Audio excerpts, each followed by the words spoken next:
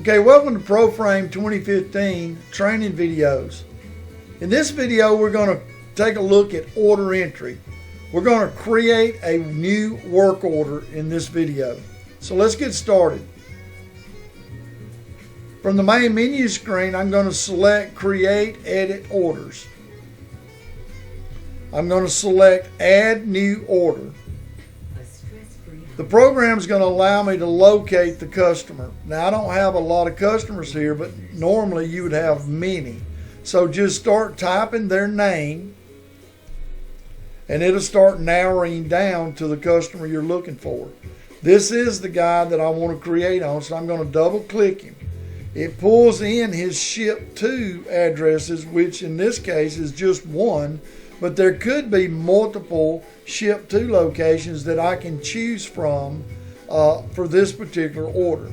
Now I can see here that this customer is on credit alert. He owes us $140.50. Now I'm going to go ahead and create a work order on this account. And to do that, I'm just going to select the select button here. The system's going to let me know that he's on credit alert, but it's going to allow me to continue with the order. So I'm going to answer yes. Now, this is coming from the hot notes that were set up for this customer in their ship to account. I'm going to click OK here, and I'm going to drop this down and actually go into customer file maintenance and show you exactly where that's coming from. So here's the customer that I'm creating the order for. He was on credit alert, that's why it prompted that message. If I go to the ship to and double click into that, I go to notes, that's where that came from. That's why it popped up and gave me that message, okay? Also, notice this is coming from the work order note of that account. So now, when I pull my order back up, I see that this is coming from the ship to account. So that defaulted in as a note for every work order that I create for this customer. So the program's starting out at the required date, which is set a couple of days before today, because I've set it that way in my user setup, and I can show you that in another video. So I'm just going to press the tab key. It goes to my terms by default. Then it's going to delivery, then it's going to my route. Well, if you'll look just above here, you see that this guy's got two routes. Well, depending on what today is, I can select which route I want to put them on. So I'm just going to put them on Monday's route because I'm already into Thursday. So we're going to deliver there Monday, so I'm going to put them on Monday's route. Okay? Then I can enter a PO number if I need to. If not, I'm just tabbing through territory code. All this is defaults, okay? So at this point, I'm really done with this section or the master header. So now I can just click Add Line Item. Now I can start typing in the item number that I'm wanting to add. And so it's narrowing down. So we're going to sell them that 125 mat board. I'm going to go ahead and enter that and press the Enter key. Then it's pulled that up. It's showing me what the prices are, and it's also showing me that there's alternate pricing involved. Okay, I can see what's on hand, what's available.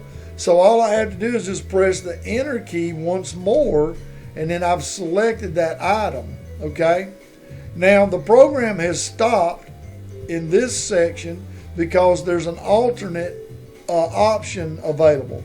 So the program is just simply wanting me to select, am I selling it by the sheets at $3.25, or do I want to sell it to them in box? So I'm just going to sell it to them in sheets, so I'm going to click Set. There's my description up here. I'm going to press Enter key. It defaulted to units, okay? So I'm going to press Enter key again. I'm going to sell them 5 sheets. Pressing Enter key, I can discount it if I wanted to at this point. Okay, and I'm coming through. Now, notice something right in this section.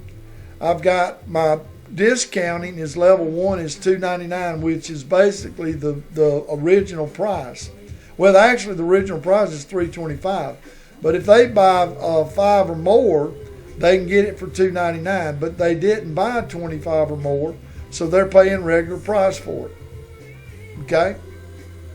Now, just to show you, I'm going to go into here and I'm going to change my quantity. Okay? I'm going to change it to 26. Okay, now watch what it does. Now it's taking the $2.99. Okay? So that's how the discounting or quantity breaks works from the discounting system. Now this guy, his discounts is coming from a class discount. Okay? So we'll just leave it at that. We're going to enter through. I don't need any special notes. If I did, I could type it and it would actually print on the work order itself. I'm pressing the enter key here just to simply enter through real easily. My program defaulted right back here, so I'm pressing enter key once again. Now I'm adding a new item. Okay? This time I'm going to add a molding product. Okay? So it's showing me my chop, length, prices, my join, and that. So I'm going to click set.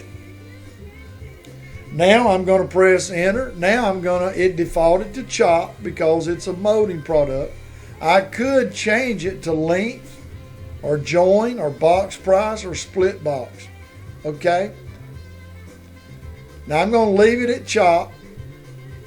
And now it's going to allow me to enter the chop dimensions. Let's say it's going to be a 14 1/2 by 18 inches. Now I'm entering through it, calculated. There's my size of 14.5 by 18.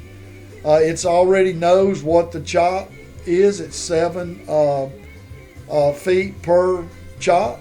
So let's say I'm going to do 2 chops of that same product.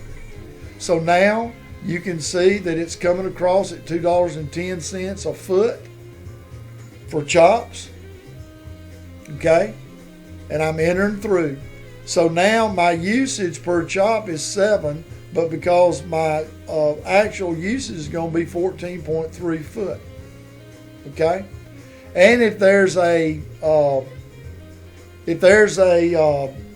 waste factor involved, it will actually, in fact, there is a waste factor involved. That's why it's come up with 0.03.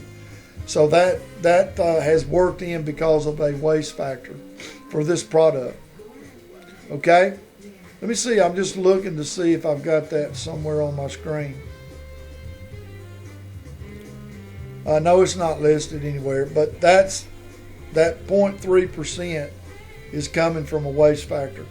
So again, I can enter a comment if I want to for this particular item. Otherwise, I'm pressing the enter key. I'm continuing to press the enter key. Now, as I'm adding items to my order, they're being displayed here so that I can see where I'm at and what's going on. Let's go ahead and add one more item, and then we're going to save this out. So I'm going to add another item. Let's say we're going to drop down, and I've already entered a mat board. I think is what I've done. Let's do some glass. Let's do a glass. So we're just going to sell them a sheet of glass of this product. Okay.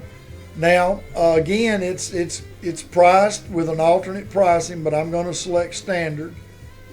Okay. So we're going to units. We're going to do 2 since we're doing 2 chops. We're going to do 2 sheets of glass. Okay. All right. So now what I've got is a mat board. Let me go into my mat boards and change that from, instead of 26. Well, let's just leave it. Let's leave it. So at this point, I'm just going to quit that. I'm just going to quit, and which takes me back to where I came from. So we'll leave it as is. So I've completed the order. At this point, I'm ready to select apply. Then I'm ready to select save all. Now the program is going to pop up and allow me to print the work order. If I want to print multiple copies that is set up, I would select that, and then I would select print, and then it's going to ask me what printer I want to go to. But what I'm going to do is come back and turn my automated off so that the program will stop and let me see this work order. So I'm just going to do this real quick to kind of show you what the work order looks like. So here's the work order that would print in my shop. Okay. So there's the line items we're wanting, and so that's how it's broken down. At the bottom of the screen, it's going to print, pulled by, and it gives you a place to put total mats, total chops, lengths, footage, and prices, and whether it's loaded out or not. So there's my work order. So I would print that work order out. If there's any chops in it, which it is, the program is actually going to allow me to print chops labels if you're using that kind of thing, and then it would print chop labels for you for that chop. Okay, but in this case, I'm just going to skip this, and then once I'm done, then I'm ready to either edit an existing item or I can add another order. Okay, so that concludes this video. The next video I'm going to show you, basically we're going to go in and we're going to confirm that order of what we just did. Thanks for watching.